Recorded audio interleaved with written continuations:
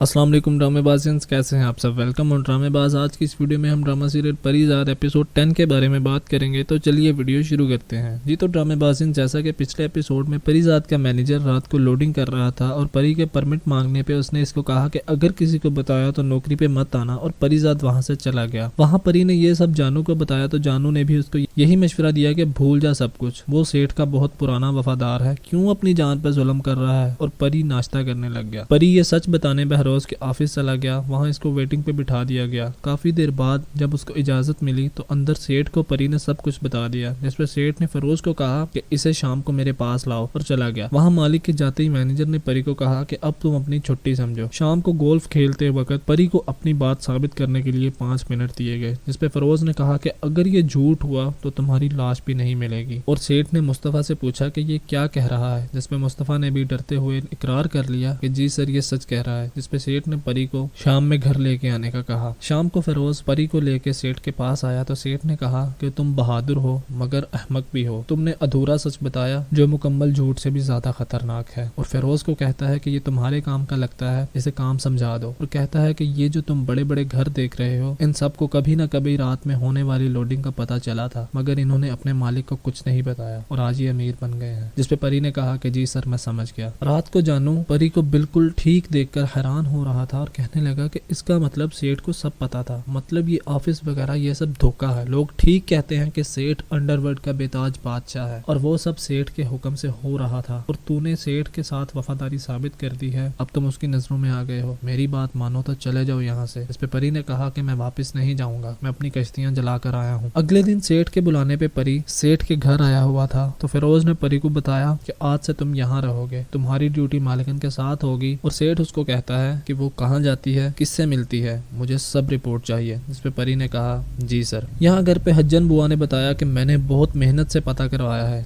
तीनों भाइयों ने मिलकर 5 लाख दिया है, और मुझे तो लगता है कि परिजाद सिर्फ पैसे देने गया था। जिसपे कुबरा जल के रह गई और कहने लगी कि आने दो आज इनको, यहाँ घर में खाने को कुछ नहीं और ये दोनों सब कुछ दोनों हाथ से लुटा रहे हैं। वहाँ रात को परी और जानू होटल पे बैठे खाना खा रहे थे कि परी ने एक बहुत कमाल बात की। मैंने एक नॉवल में पढ़ा था कि हर खुशकिस्मती के पीछे कहीं ना कहीं जुर्म जरूर होता है, और बकौल बहरोज साहब के कभी अपना तो कभी किसी और का खून बहाना पड़ता है। जिसपे जानू कहने लगा कि भाई मुझे बहुत डर लग रहा है। जिसपे परी ने कहा कि फिक्र न कर। वहाँ रात को कुबरा ने अकबर से पूछा तो वो कहने लगा कि मेरे पास कहाँ से आए पैसे। जिसपे कुबरा कहने लगी कि मैं जानती थी आप मुझसे पूछे बिना ऐसा कुछ नहीं कर सकते, मैं खुद पता करवाऊंगी। अगले दिन परी तैयार हो रहा था, इंटरकॉम पे नीचे आने की इत्तला मिली और परी नीचे गाड़ी के पास चला गया। जिसपे मालिकन पहले तो काफी गुस्सा हुई, मगर फिर आगा के समझाने पे मान गई और परी के साथ ही बाहर आ गई। एक सेंटर के बाहर मालिकन ने परी को कहा कि तुम यहीं रुको, मैं आती हूँ, मगर परी उनके पीछे पीछे ही आ रहा था। और जब मालिकन ने कहा कि तुम बाहर रुको तो परी ने कहा कि मैं मजबूर हूँ, आप आगा साहब से बात कर लें, और वो गुस्से से घर वापस आ गई। घर आकर परिजाद वहाँ रखा एक खूबसूरत सा पियानो देख के दिल के हाथों मजबूर होकर उसको बजाने लगा। मालिकन की उसमें नजर पड़ी तो न जाने क्या सोच के वो बिना कुछ कहे वहाँ से चली गई। रात को लैला बैठी थी कि आगा आ गए और कहने लगे कि अच्छा